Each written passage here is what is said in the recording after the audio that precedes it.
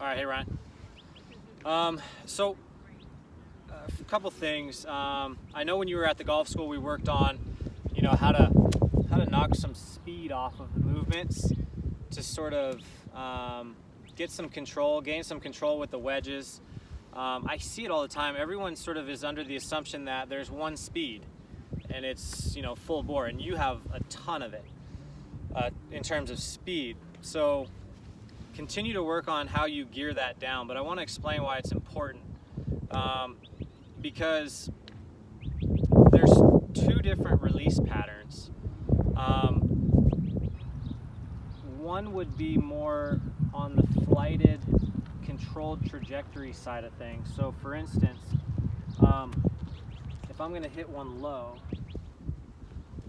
I'm going to move down in this direction, maybe bump the ball back a hair. I'm moving in this way, coming in, okay, I've got some forward shaft lean, and then moving through, my arc is going to be really wide on this side. So you'd see it look more like this if I was going to hit it low. If I was going to hit one, continuing on the low side, what it would look like down the line is I'm coming in, down, down, down, down, down into impact, bang, and then I'm more rotated, the hands are more underneath me, and they're going to move the bottom of the arc, so the handle, the club head, and the body are all going to move at the same speed through here. So they call that a centripetal release. It's where you're really working on the handle to move the same speed as the club head through. So it has more of this look to it. The attack angle's different, coming in here, and it has more of that look. So stack and tilt would call it flying wedge, but just that the club head doesn't pass the hands. Now, that's typically with a 80% flighted, controlled, three-quarter type of movement, because you're wanting to make your arc wide on both sides and you want everything moving the same speed. So the difference is if I want to hit one really hard, or the top side of the bag, so a driver, 3-wood, 2-iron, 3-iron with trajectory, that release is going to look more, I'm coming into here, then this is going to work on this 180-degree circle around this way. So it look like this down the line. More that way and up that way. So that would be more like your full high golf shots and the top side of your bag. So with the wedges, everything's kind of moving together, more Paul Azinger, more Zach Johnson. With the driver and the long irons, rip it. So getting to where you can control your trajectory, control your flight, and control how you're releasing the golf club or not releasing the golf club is a key here. So for you, what I see is, I'm assuming your grip, I asked for a face on, but I'm assuming your grip's a touch strong. And so the wrist might be cupped in this direction. And so what that causes is your wrist gets a little cupped up here, and that causes, for some reason, your face is really shut up here with a slightly cupped wrist. So that's fine. You're just gonna have to look at impact differently, because guys with cupped wrists or stronger grips, they're gonna come into impact more this way, with the right side more bent, and have the hands more forward this way before the club releases. And that's going to be more inducive to a kind of an in to out path, kind of a draw. Unless you're Dustin, you kind of really hang back and hit a push. So what I'd like to look at is, this is where it's more of a function of the grip. And so how the club planes out in the backswing. So if you're open to working on it, the first thing I'd like to look at is this left wrist joint in alignment at setup? So it look more like this, hands slightly forward, there. So this is an alignment, it's not cupped in this direction, it's more there. So this left shoulder, left arm, and shaft are all in alignment. Then from here, as I take the club back, okay, it's parallel here, then let's say this is my ball line here, okay? From here to the top, the butt of the club is going to trace my ball line. And so what that does is it gets the wrists to where I'm loaded underneath the golf club. But notice how that left wrist is flat there so that this can plane out up at the top.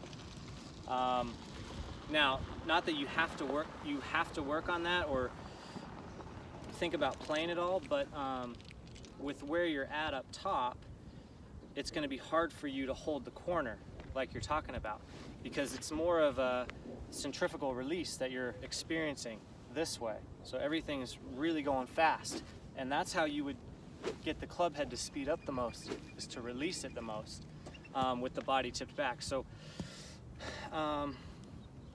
it'll be easier for you at 80% effort to have the hands come down in here, kind of more low left around the corner in this direction. But where you've got the club coming from, it's a little bit underneath with a strong grip and out to right field and fully released. So it's just a different pattern. So keep working on being able to jump the speed down into like second gear and flight some shots. If you want a way to work on playing and wrist conditions, I'll send you a couple videos that I sent Kyle White, because he's working on similar stuff. It's just more of an aesthetic look to him. He gets it a little bit cupped at setup, and then he gets it a little cupped up here, and it gets across the line, and he doesn't like that look. So what we're working on is getting the left arm and the shaft more in alignment here, and then as he takes the club back from here, the butt of the club's going to trace the baseline. So in this direction. So it would look like this.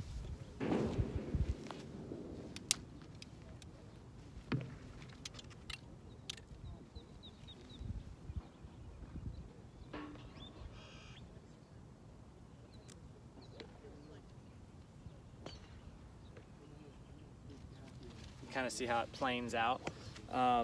So that's one way to fiddle with it. You can also fiddle with it in the gym. Use the edge of your mat, like if you have a mat to stretch with, and then just feel your parallel with a couple dumbbells, and then the fact that you're trying to get the dumbbells to point at the edge of your mat. So pretend the edge of your mat is your ball line, and parallel here, and then plane, plane, plane, plane, plane, plane, plane, plane, plane.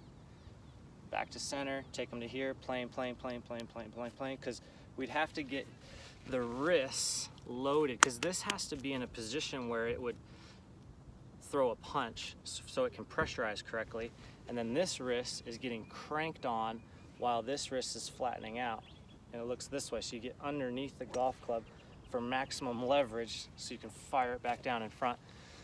So you can play around with some of the plane stuff. I'm kind of rambling now, I hope this helps, but not everything's in 6th gear. If you can get to where you can hit some shots, you know, just feeling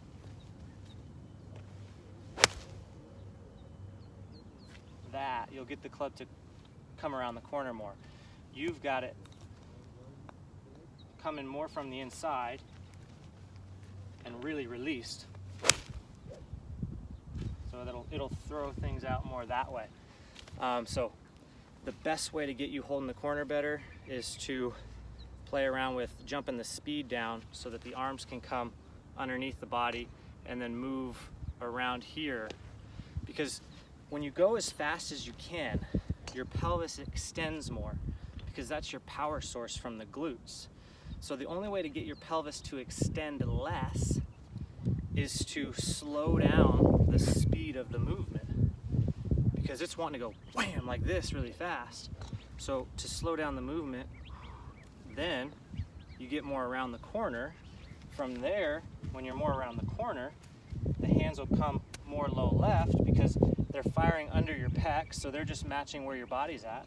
Then the extension will happen more gradually, sort of once you're around the corner, then it'll extend up. But it's because you're going at a slower speed that makes that work. So the faster you go, the more the body does this. So if you're only in sixth gear, you'll never get the hands to hold the corner because your body's extending more. Now, it's not bad that your body's extending. It's very powerful.